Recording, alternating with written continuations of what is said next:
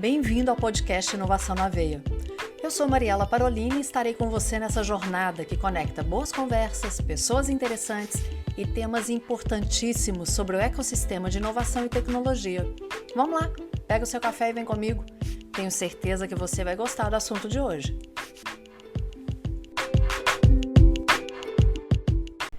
Quantas vezes você já pegou um café para pensar se aquela sua equipe está funcionando bem, o que você poderia fazer para aquela equipe performar melhor, ou se poderia mudar alguém no time? Eu tenho certeza que vários cafés foram com alguns pensamentos nesse sentido, às vezes até algumas conversas com o café junto. Por isso que vai ser muito importante você pegar o seu café agora e escutar o que tem para falar. A Caroline Marcon, ela vai se apresentar e vai falar também do livro dela. Só o livro já é um título incrível, mas vai lá, pega seu café.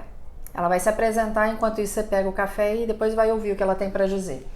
Caroline, obrigada por estar aqui.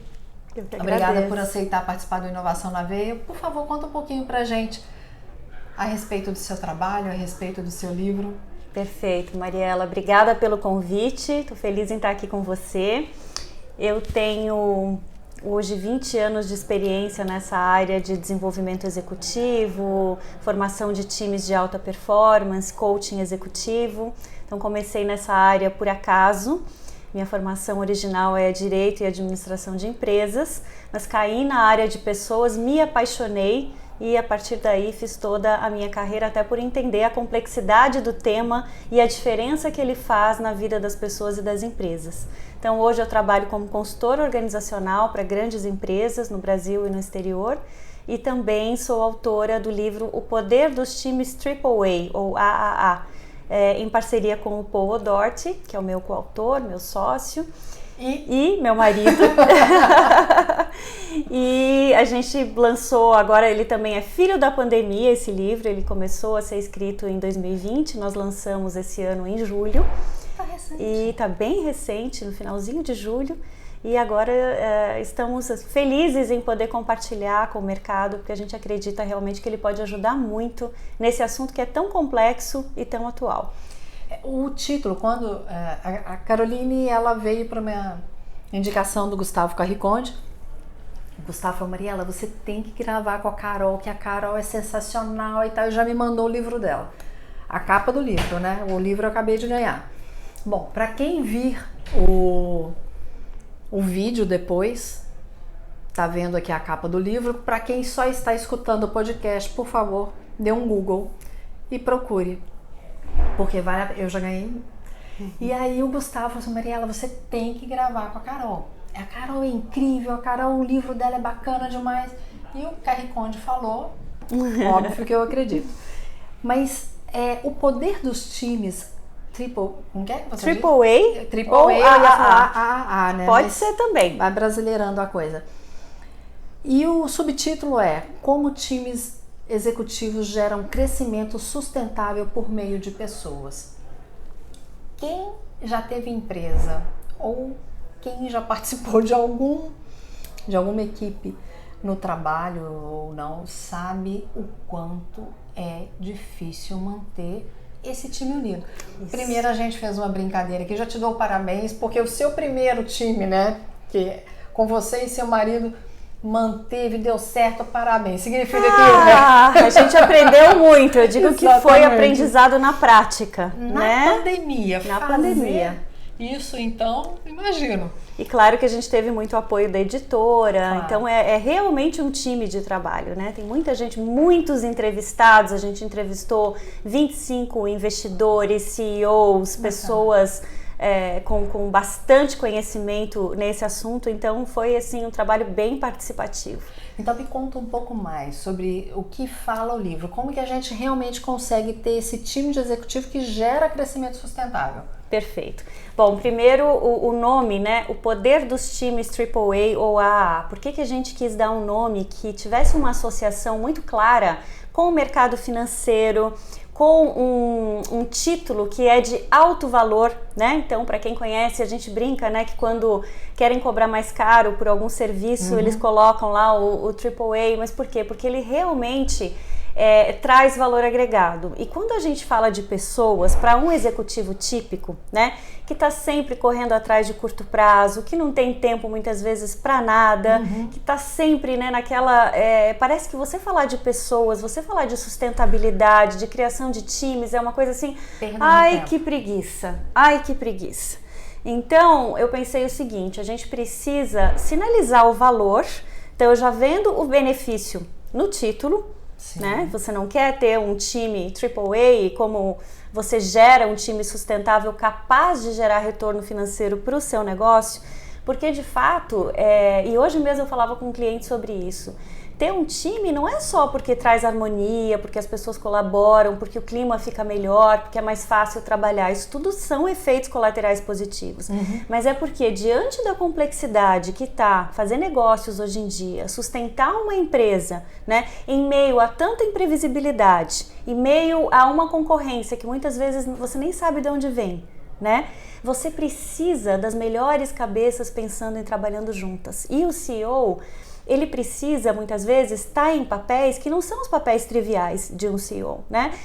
De estar lá dando coordenação do time. Então, esses times, eles têm uma independência e uma autonomia na hora de gerar resultados que eles mesmos se desafiam, eles mesmos se apoiam e liberam o CEO para fazer outros papéis. Seja papéis institucionais, seja papéis de procurar novos negócios, seja papéis de representar a empresa no conselho. Então você abre um espaço de crescimento para todo mundo, que é muito saudável. Carol, quando você fala das melhores cabeças pensantes, talvez seja o mais difícil juntar, porque as melhores cabeças pensantes, elas têm autonomia. Exato. Então como que você vai juntar um time de pessoas brilhantes que tem o hábito de ter uma autonomia e aí elas precisam se complementar? Não é fácil isso. Muito legal esse teu ângulo e no fundo o problema não é elas terem autonomia, né?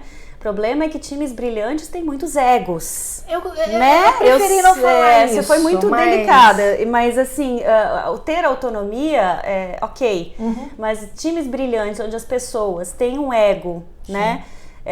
Muitas vezes exagerado e acham que sabem tudo e que não precisam de ajuda, esta é a real dificuldade. Você me fez lembrar um filme, aquele O Advogado do Diabo. Você lembra a última frase? Não. Você assistiu esse filme? A última frase, como que é não é o Robert De Niro, não. Esqueci o nome do ator que faz o diabo, né?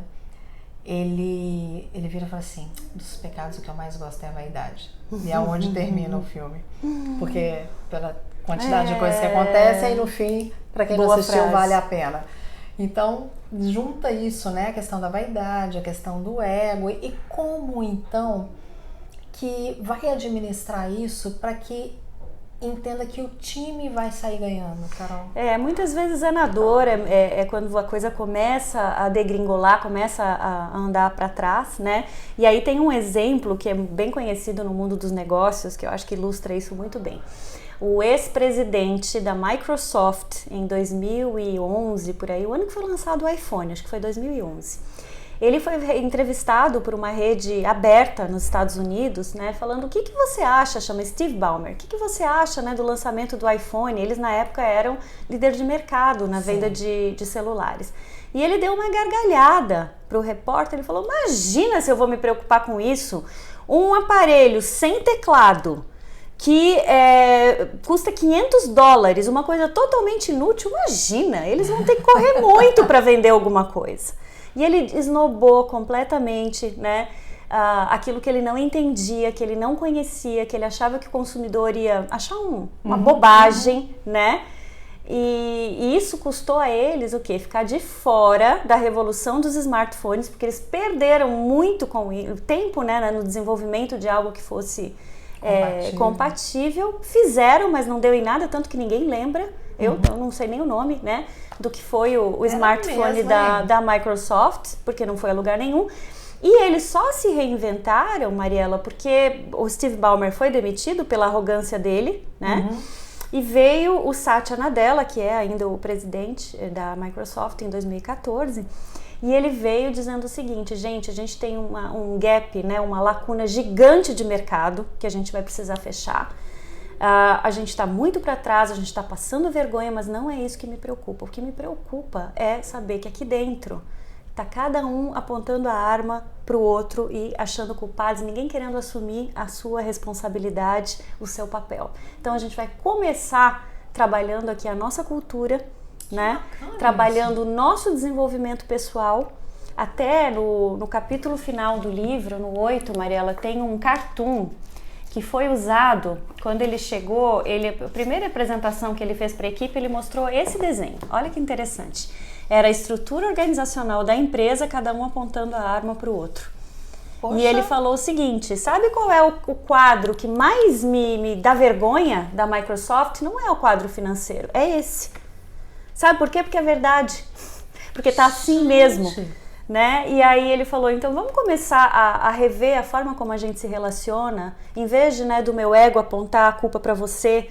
Deixa eu olhar para mim, deixa eu ver o que eu estou fazendo, onde eu posso melhorar. E a partir disso, ele criou todo um movimento de transformação cultural, né, onde eles não só se reposicionaram com a invenção dos serviços de cloud, né, nuvem.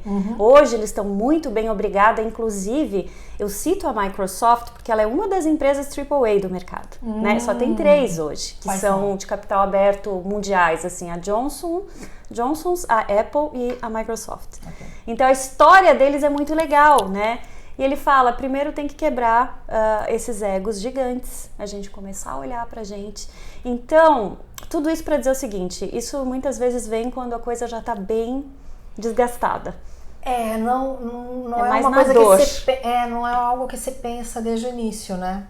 Vem mais na dor do que no amor. Mas quando você me mostrou essa imagem, eu fico pensando assim: o que ele teve de coragem? A coragem para poder falar isso para pessoas que ele sabia que iam sair da sala xingando, iam sair da sala com raiva dele, com certeza. Mas ele sabia o que ele queria lá na frente. Isso. E ao saber o que ele queria lá na frente, ele conseguiu criar estratégias para que é a minha maneira de pensar. Se eu estiver errada, por favor, me corrija. Para que aquela equipe realmente revisse a maneira de agir. Exato. Agora, quais seriam as competências e habilidades? A gente está falando aqui dessa questão do ego, mas quais seriam as competências e habilidades necessárias para que essa mudança efetivamente acontecesse, Carol? Nossa, eu tô quase achando que você leu o livro e não me contou, porque é exatamente a pergunta que a gente faz. Ok, então, como é que você sabe, que né? Bom, então. Tá super sintonizada. Como é que a gente sabe, né, quando a gente vai fazer um projeto de transformação cultural, ou mesmo um coaching de um executivo, se aquilo vai dar certo ou não vai? A primeira questão, Mariela, é a pessoa acreditar que mudar é possível. Tá? Então, o Satya Nadella chamou isso, e hoje é um conceito muito conhecido, de mentalidade de crescimento, né? Que é quando eu acredito que se eu me esforçar, eu consigo fazer diferente. Eu coloco toda a minha energia, toda a minha vontade, todo o meu compromisso e a minha humildade, e eu consigo. Agora, o que é muito comum, né? A gente chegar num time executivo, num presidente, ele dizer assim: olha, eu acho que as pessoas não mudam, né? E afinal, eu já tô com 50 anos e tudo que eu fiz até agora deu certo sendo assim. É muito comum. De Gabriela, né? Eu nasci assim, eu cresci assim, vou morrer Você assim. sempre assim, Gabriela, isso mesmo. Então, a síndrome de Gabriela é muito comum, né? As pessoas... E quando eles vêm com essa de eu não acredito que é possível mudar, eu digo, bom, então você já deu uma sentença, porque vai depender de você, né? E precisa de muita humildade, precisa de muito esforço, né? Então, o que a gente percebe é muito mais o processo de você dar o seu melhor, fazer o trabalho, saber que aquele fracasso é só temporário, que você vai amanhã tentar de novo e vai conseguir, do que alguém, entre você apostar numa pessoa extremamente inteligente e uma extremamente esforçada, vá na esforçada. Você me fez lembrar o livro do Bernardinho, Transformando Suor em Ouro. Eu me lembro de uma parte em que ele dizia, não com essas palavras, mas mais ou menos isso aqui, ele sabia que ele não era o melhor do time. Você leu o livro? Não. Ele, mais ou menos assim, que ele sabia que ele não era o melhor, que ele sabia que ele tinha que se esforçar muito mais para chegar no patamar que ele queria, porque havia outros jogadores que tinham uma habilidade tão natural que se esforçavam menos que ele, mas ele precisava se esforçar muito, mas ele estava disposto para chegar onde ele queria. Exato. E esse é o estar disposto a é o mais importante. É o mais importante, porque o resto a gente corre atrás, o resto é um processo de evolução contínua. Mas quando a pessoa é muito inteligente, normalmente as coisas vêm muito fácil, ela corre o risco, né? De ficar preguiçosa. Porque eu não preciso me esforçar muito. Na escola eu vou bem, né? Então eu acostumo que as coisas para mim são fáceis. E quando eu me deparo, né? Porque sempre acontece na vida com alguém mais inteligente do que eu, que sempre vai ter, aí eu me escondo, eu fico com vergonha. É muito cruel isso, porque vem um processo de você ficar com vergonha de você mesmo, o ego, ele cresce para te proteger. E isso a gente vê todos os dias.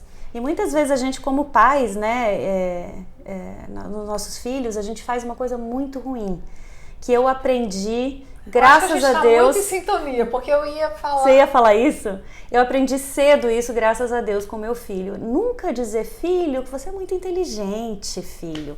É dizer, filho, parabéns, você foi bem porque você estudou, você tirou esse 10 porque você fez... Ensinar para ele o processo... Porque uma vez que ele confia no processo, ele pode repetir. Eu vou te contar então, eu ia usar esse exemplo. Meu mais velho, que hoje tem 23 anos, ele é campeão de xadrez. Uau! Então, quando ele... eu não sei jogar xadrez e nem meu marido.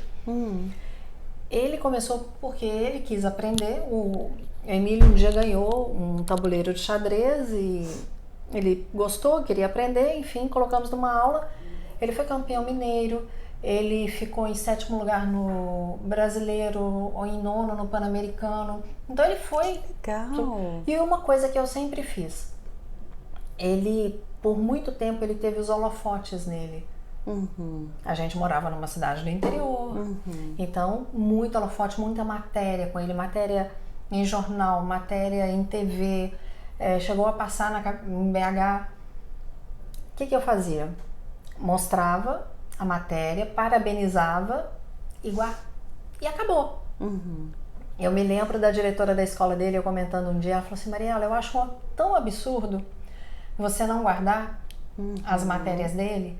Eu falei, olha, a gente faz a maior festa quando essa matéria sai, mas eu quero mostrar para ele que não é aquilo que vai durar, que ele vai sempre precisar se esforçar para conseguir.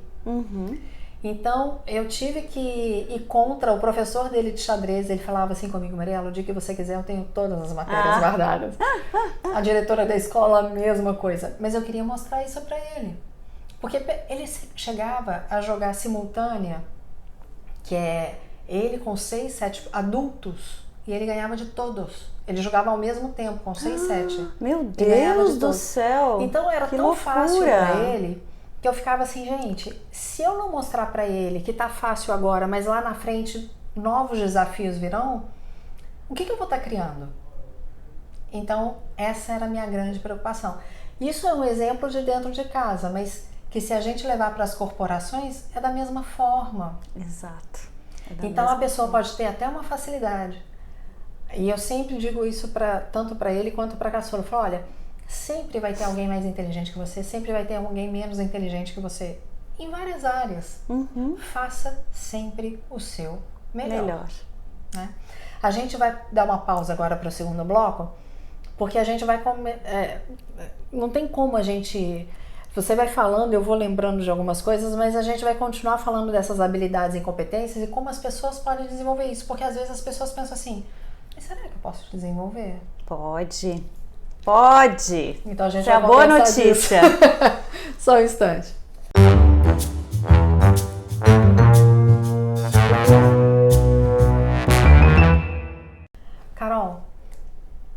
talvez alguns líderes pensem assim, mas tal habilidade fulano não tem, não, ele não dá conta daquilo, não, deixa que eu faço. Habilidade e competência é possível desenvolver? Sem dúvida. Habilidade e competência é possível desenvolver. As pessoas perguntam muito pra gente, liderança é uma coisa inata? Não, gente. Claro que à medida que você se desenvolve, você tem uma certa personalidade, tem algumas coisas que são mais fáceis para você, mas todos podem aprender, né? E existem líderes com perfis muito diferentes.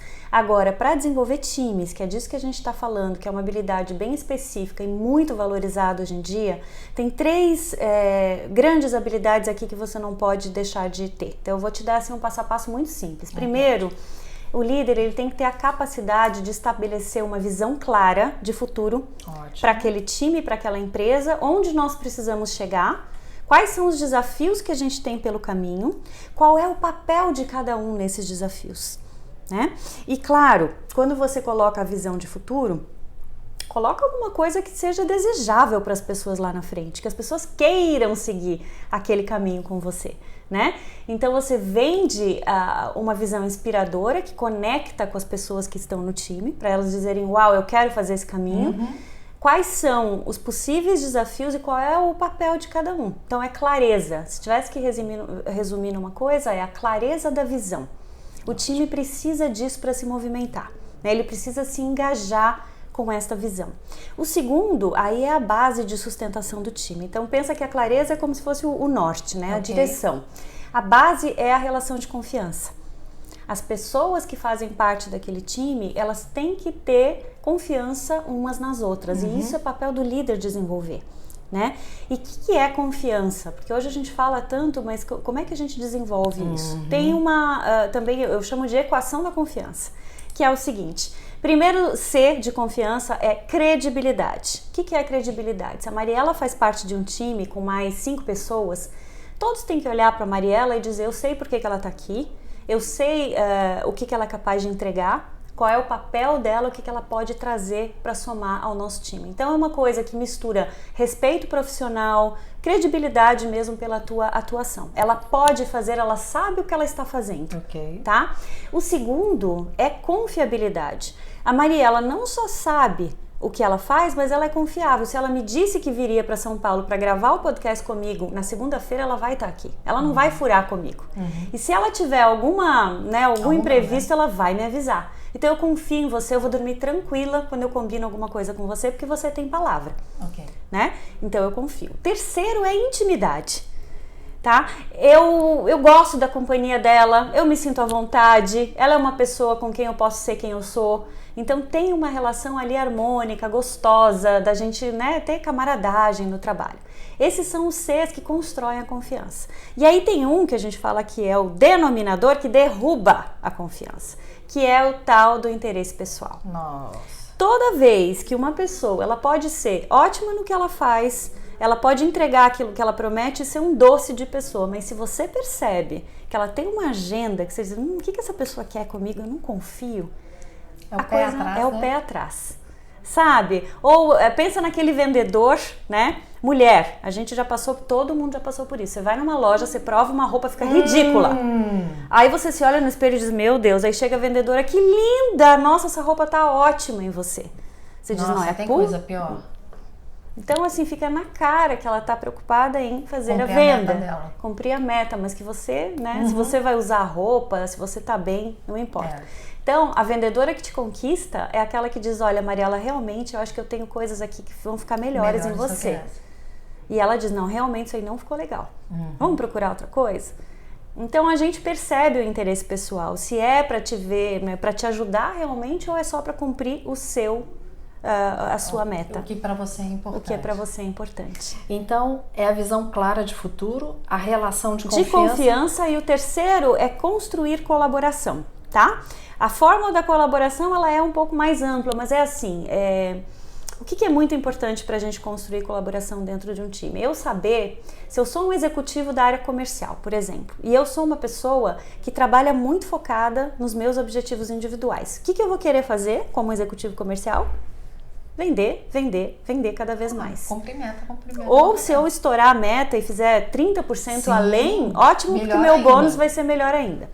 O problema é que se eu estourar a meta e fizer 30% a mais, sem ter alinhado com a área de produção, pode ser que eu não tenha insumo para produzir aquilo que eu vendi, pode ser que esse insumo tenha que vir da China e demore para chegar e custe mais caro, pode ser que eu tenha que abrir mais um turno de produção na minha indústria.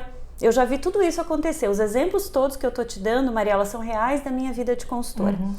Tá? Então, às vezes tem que fazer terceiro turno de produção, porque não deu conta de vender aquilo que foi prometido. A logística, às vezes, não está preparada para entregar naquela, né, quantidade, no tempo que precisa. Então, ela precisa contratar mais veículos. E tudo isso, no final, qual é a conta? Comercial estourou de vender, executivos da área comercial com o bolso cheio de dinheiro e a empresa fechou no negativo. Porque a margem desse negócio foi lá embaixo. Porque tudo que eu vendi, eu tive que pagar em custo adicional de logística que foi negociado em cima da hora. Porque aí você não negocia direito. Aí você não negocia porque você está na mão da pessoa. Você, às vezes o insumo, né, que custava X, está custando X mais 20 e você tem que entregar porque você prometeu. Custo de produção adicional, né? Além, então assim, a margem fecha no negativo e você está no Reclame Aqui, porque o cliente não está satisfeito, ele não é... Sempre dá problema. Então, gente, colaborar, você ter uma visão de time é pensar o seguinte, ok, eu tenho até a oportunidade de vender a mais. Será que a minha empresa está preparada para fazer um bom negócio dentro desse cenário? Antes de prometer para o cliente que eu vou entregar antes do Natal, porque ele precisa vender agora no Natal, deixa eu falar com a logística, se dá para entregar? Quanto custa para a gente fazer uma operação, né, em cima da hora? Então, tudo isso, ou assim, exemplos até mais simples, é uma Black Friday, eu saio queimando a produção. Quem disse, você combinou com alguém esse preço? Porque às vezes é tão louco, mas não combinam. Ah, porque a precificação é minha prerrogativa. Como assim? Você tem que pagar a conta no final. Exatamente, não adianta só... Entende? Colocar. Então, a colaboração dentro de uma empresa inteligente que funciona bem, ela não é só você ser legal, eu ser legal com você. É eu entender como que eu faço a minha meta, te ajuda a fazer a tua, porque no final o que importa é que a empresa toda saia ganhando. Com certeza. Então talvez nesse ano, eu poderia ter ganhado mais dinheiro, eu vou ganhar menos, mas a empresa toda vai ganhar. E aí eu tenho um negócio sustentável. Isso me garante o futuro e não só o aqui e o agora. Exatamente. Então essa é a real colaboração. Eu pensar em todas as consequências, todas as pessoas que estão na minha cadeia, e dizer, vamos junto, pessoal, o que você precisa, Mariela? Como que eu te ajudo? Porque eu não quero a minha empresa no Reclame Aqui, né? Porque eu quero que meu cliente no final receba aquilo que ele comprou, porque eu quero vender de novo ano que vem para esse cliente. Né? Porque às vezes a gente... venda não pode ser única. Exatamente. Então, a colaboração real, ela tem a ver com um entendimento profundo da cadeia de negócios, visão sistêmica, é pensar como dono mesmo, né? E aí você pensar, eu quero ganhar o jogo, não quero ganhar... a partida, eu quero ganhar o campeonato. E não né? só uma partida. E quero levar as pessoas junto comigo. E falando assim parece tão óbvio, né? Mas eu vou dizer que não é assim que funciona. Parece não é tão assim. simples. No dia a dia a gente vê coisas bem diferentes. Pois é, e aí, quando você fala do dia a dia, eu fico, você já disse que as habilidades e competências têm como ser maximizada, sei lá, qual seria a palavra usada, mas o que eu devo observar num primeiro momento, assim, poxa, isso aqui é um sinal de alerta de que eu tenho que trabalhar melhor essa habilidade ou trabalhar melhor essa competência. Tem alguma coisa que eu preciso observar com mais... Tem tantas. Por exemplo, um time onde todo mundo concorda com tudo. Sabe aquele time politicamente correto? Ah, mas aqui tá tudo uma maravilha, só que o resultado não tá vindo. Ah, mas eu tô fazendo a minha parte. Então, assim, as pessoas, elas não apontam um para o outro, evitam conflito ao máximo, porque elas têm medo das consequências, também não assumem responsabilidade e fica todo mundo naquela coisa, né, que você vê que no fundo é uma falsa harmonia. Eu falo, minha área oratória e media training, e aí algumas pessoas eu falo assim, olha, entenda que muitas vezes os assuntos são discutidos, a pessoa pode discordar do que você está falando, ela não está discordando de você. Exato. E as pessoas confundem isso, né, Carol? Elas acham que estão indo contra elas. Aí vem os egos. É de novo, né? É contra ela, gente, é contra a ideia. Exato. Ou contra o posicionamento. Se as pessoas prestassem mais atenção a isso, talvez evitassem maiores problemas, né? Então essa da falsa harmonia é muito comum na nossa cultura brasileira também, onde a gente valoriza muito a questão da camaradagem, a questão do ser legal, ser gente boa, né? de ser gente boa, né? Tem uma preocupação muito grande com isso, só que às vezes, se o resultado não tá vindo e a gente não der uma sacudida, a coisa vai de mal a pior, né? Quando a gente demora para resolver um problema, ele piora. Então, um certo grau de conflito dentro de um time, quando é um conflito que vale a pena, lógico, ele é uma demonstração de confiança, ele é uma demonstração de comprometimento. De crescimento. Né? Essa é uma das evidências de que o time não está legal. A outra é quando o líder tem que entrar em todas as decisões. Significa que ele está passando para o time, eu não confio em vocês, ou ele não preparou as pessoas adequadamente para que elas pudessem tomar a decisão sozinha. Então ele está centralizando, né? Ele não está desenvolvendo as pessoas, e a hora que ele não puder estar ali, aquela decisão não vai ser tomada, ou vai ser tomada de maneira equivocada. Então um time saudável é aquele em que as pessoas se apoiam, e muitas vezes o líder, você nem entende direito quem é o líder, porque a coisa tá fluindo tão bem que ele se ausenta em alguns momentos para fazer outras coisas que são mais importantes, e o time continua mantendo a performance do negócio. Essa é a melhor evidência de um time saudável. Agora, se o líder tem que estar presente em tudo, tem que aprovar tudo, aí você vê que é o estado 1 do time, é o estado menos desenvolvido, onde tudo passa pela chancela do líder, né? É quase uma chefia e não uma liderança. Exato. Né? É quase o que a gente lembra de chefia. Mas, Carol, se você pudesse resumir, vamos supor que aqui na sala tivesse com a gente alguém que não escutou a nossa conversa, mas que você quer falar do seu livro. Qual é a mensagem principal que você deixa ali? O mundo atual não aceita desaforo. O mundo dos negócios atual não aceita desaforo, no sentido de você achar que você é ótimo, experiente, bem-sucedido e você pode fazer as coisas sozinhos. Então, se você não tiver um time forte, alinhado, azeitado, capaz de te apoiar, não importa quão bom você seja individualmente, você não vai conseguir sobreviver nesse mundo. Assim, mais do que nunca, a gente precisa da força do coletivo, de um time complementar, né? De pessoas que somem habilidades. Não pode ser todo mundo igual, que é muito comum também a gente contratar pessoas à nossa imagem e semelhança e achar que... um time homogêneo que não dá certo. Ele é limitado, ele pode ir, mas chega um ponto que você precisa de um olhar diferente, ele não tem condições de propor. Então hoje, se você quiser ir longe no mundo dos negócios, preocupe-se em ter um bom time. Se você é uma startup e está pensando em valorizar a sua empresa e quem sabe vender a sua empresa para um grande negócio, saiba que a primeira coisa, ou o fator decisório, número 1, e eu falei com muitos investidores, é a qualidade do time executivo. Por quê? Produto se copia. Coisa mais fácil hoje é copiar um produto, uma ideia original. Né? São poucas as ideias que não são passíveis de cópia. Né? Sistemas se copiam. O que não se copia? A cultura de uma empresa. E essa cultura é feita pelas pessoas que estão ali. Então, o ativo número 1 de uma empresa de sucesso hoje, o investidor sabe disso, é a qualidade do time executivo. Tanto que nas cláusulas, né, de uma empresa que está sendo vendida, é muito normal a gente ter assim: compro desde que esse time garanta que vai ficar comigo nos próximos 3 anos. Porque eles precisam fazer a transição. Senão o negócio não funciona. É muito comum, né? A gente vê empresas que foram vendidas e perderam a alma, a gente fala. Vou te dar um exemplo, assim, bem simples, mas que me veio à mente aqui, uma coisa que aconteceu comigo. Eu estava numa parceria, sei lá, uns 10 anos atrás ou mais, dando um curso de oratória e tinha os meus slides, era slide. Ainda no PowerPoint, mas em slide. E a pessoa, enquanto eu estava executando uma atividade com os participantes, Ela foi no meu Mac, colocou o pendrive dela e copiou meus slides sem me pedir. Eu fiquei chateada pelo seguinte, primeiro, se ela tivesse pedido, eu daria.